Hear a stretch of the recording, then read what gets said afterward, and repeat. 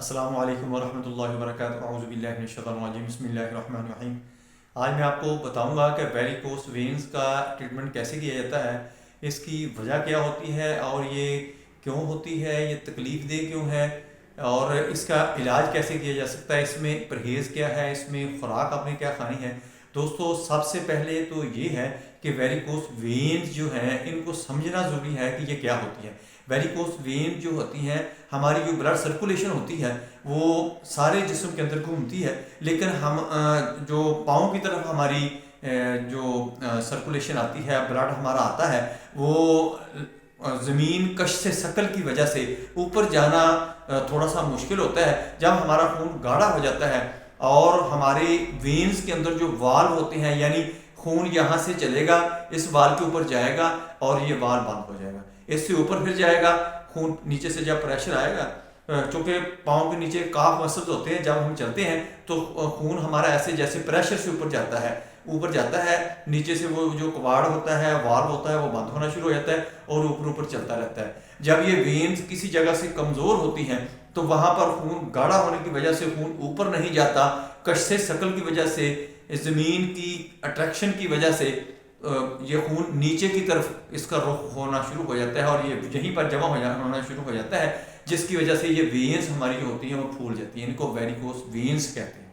दोस्तों सबसे पहले आपने क्या करना है, मैं आगे आपको जाकर डिटेल बताता हूँ। पहले आपने मेरी वीडियो को आगे लोगों के अंदर शेयर कर देना है, ताकि जिन लोगों तक मेरी वीडियो नहीं पहुँच रही उन तक पहुँचना शुरू हो जाए और आपको भी फ़ायदा हो, उनको भी फ़ायदा हो, लोगों को हेल्थ अवेयरनेस से ज़्यादा आना शुरू हो जाए और लोग परेशान ना हों कि ये सर्जरी ही इसका इलाज है, आया कि इसके अलावा भी हम इसका इलाज कर सकते हैं। दोस्तों इस वीडियो को आपने अच्छी तरह सुनना है, समझना है, देखना है, आपको बहुत ज़्यादा फायदा होगा। मैं हूं डॉक्टर हफसत दस्तार अंजम, आप देख रहे हैं यूट्यूब चैनल। मेरा आज का जो मौजू है वो है varicose veins treatment causes symptoms. दोस्तों जो लोग अक्सर खड़े रहते हैं, खड़े होकर ड्यूटी करते हैं और लंबा टाइम काफ़ी घंटे उनको खड़ा होना पड़ता है, तो उनके अंदर जब खून का गाढ़ापन भी आ जाता है, वेन्स कमज़ोर होती हैं, तो फिर ज़मीन की कशिश की वजह से, यानी कश से शकल जो है इसकी वजह से खून ऊपर नहीं जाता, नीचे की तरफ खींचता है और ये हमारी जो वेन्स होती हैं, वेन्स के अंदर जो कवाड़ होते हैं, वाल्व होते हैं, यानी खून ने ऊपर चलना होता है और उस कवाड़ ने, वाल ने बंद हो जाना है, फिर उसके ऊपर रहना है खून ने, फिर उससे आगे जाएगा तो ऐसे ही ये ऊपर चलता जाएगा और हार्ट तक पहुंच जाएगा, ये दोबारा फिर सर्कुलेशन में आ जाएगा। ऐसे ही होता है जब ये खून गाढ़ा हो जाता है, वेन्स कमज़ोर हो जाती है, वेन्स के कवाड़, वेन्स के वाल्व जो होते हैं वो कमज़ोर हो जाते हैं, तो फिर ये वहीं पर रुकना शुरू हो जाता है और वहीं पर जो हमारी वेन्स होती हैं वो फूलना शुरू हो जाती है, फूल कर काफ़ी साइज में बढ़ जाती हैं और ये काफ़ी तकलीफदेह होती हैं।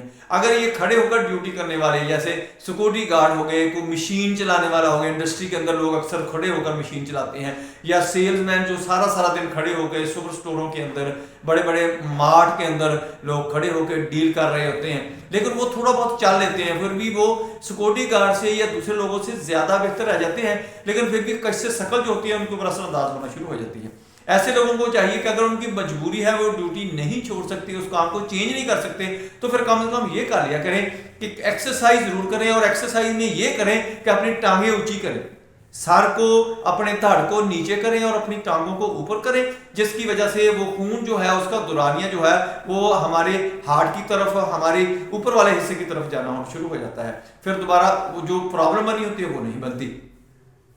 और इसके साथ अगर कोई बंदा ये काम करता है तो कुछ देर के बाद उसको लेट जाना चाहिए, और लेटना भी ऐसे है कि उसकी चारपाई जो हो वो पाँव की तरफ से ऊंची हो और सरहाने सर की तरफ से थोड़ी सी नीची होनी चाहिए, ताकि खून का जो फ्लो है वो सर की तरफ, धड़ की तरफ होना चाहिए, टांगों की तरफ से खून दूसरी तरफ आना शुरू हो जाए। जब हम ऐसा करेंगे तो ये प्रॉब्लम आएगी ही नहीं। अगर खुदा ना खास्ता आपको ये प्रॉब्लम आ चुकी है तो फिर मैंने आपको ये काजेज़ भी बता दी, मैंने इसकी सिम्टम्स भी बता दी और इसकी ट्रीटमेंट अब आती है कि आपने इसकी ट्रीटमेंट कैसे करनी है। दोस्तों अगर किसी को वेरिकोस वेन्स का प्रॉब्लम आ चुका है तो इसकी डॉक्टर अक्सर जो है वो सजेस्ट करते हैं कि सर्जरी करवा लो। सर्जरी के बगैर, विदाउट सर्जरी इसकी ट्रीटमेंट है। मेरे पास ऐसे बहुत सारे मरीज हैं जो मैं आपको सक्सेस स्टोरी बता सकता हूँ, दिखा सकता हूँ। मैं यही करता हूँ, मैं उनको एक्सरसाइज बताता हूँ और उनके साथ ये मेडिसिन मैं आपको उनको बताता हूँ। एक तो मैंने आपको तेल बताना है कि आपने उसके ऊपर जो तेल लगाना है वो आपने कैसे तैयार करना है, और दूसरी जो मेडिसिन है वो मैं आपको पहले बता देता हूँ कि आपने जो मेडिसिन है वो लेनी है हेमामेलिस। हेमामेलिस आपने मेडिसिन लेनी है 200 ताकत में, सुबह शाम इसके 5-5 कतरे आपने लेने शुरू कर देने हैं। और इसके साथ आपने आर्सेनिक एल्बम लेनी है, arnica Montana, sorry arsenic album नहीं, आर्निका मोंटाना आपने लेनी है, वो भी 200 ताकत में लेनी है, सुबह शाम 5-5 कतरे इसके लेने हैं। इसके साथ आपने कोलेस्ट्रीनियम लेनी है।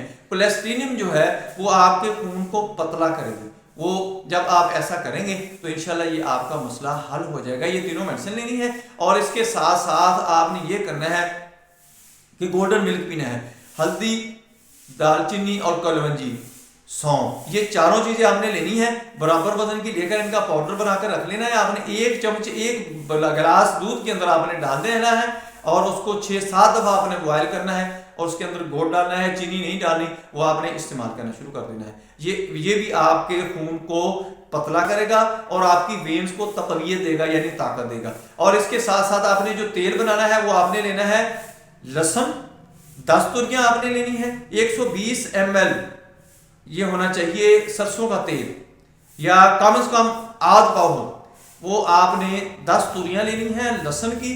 और उसके साथ आपने हल्दी डालनी है 1 चम्मच, और कलवंजी, दालचीनी, ये चीजें आपने उसके अंदर 1-1 चम्मच डाल लेना है और उसको पकाना शुरू कर देना। जब वो स्याह हो जाए उसके अंदर जलकर, तो उस वक्त आपने उतार लेना है, उसको भून लेना है। और भुनने के बाद जो तेल आपके पास बचना है उसके बराबर का तेल आपने जैतून का तेल डाल लेना है। वो दोनों मिक्स करके आपने रख लेने हैं। जिस जगह पर आपको वेरिकोस वेन है, यानी आपकी वेनें फूल गई है, उसका आहिस्ता आहिस्ता मसाज करना है। मसाज करके थोड़ी देर के लिए आपने उसको छोड़ देना है, आधे पौने घंटे के अंदर। थोड़ी देर के बाद ये तेल जज्ब हो जाएगा। आपने उसको फिर एक्सरसाइज बतानी है कि जब रात को आपने सोना है तो आपने 2 ईंटें आपने पाँव की तरफ, जो आपके चारपाई के ये बेड के पाए हैं उनके नीचे रख लेनी है और सर को आपने नीचा करना है, पाँव को ऊंचा रखना है, ताकि आपका ब्लड फ्लो जो है वो धड़ की तरफ और सर की तरफ रहे।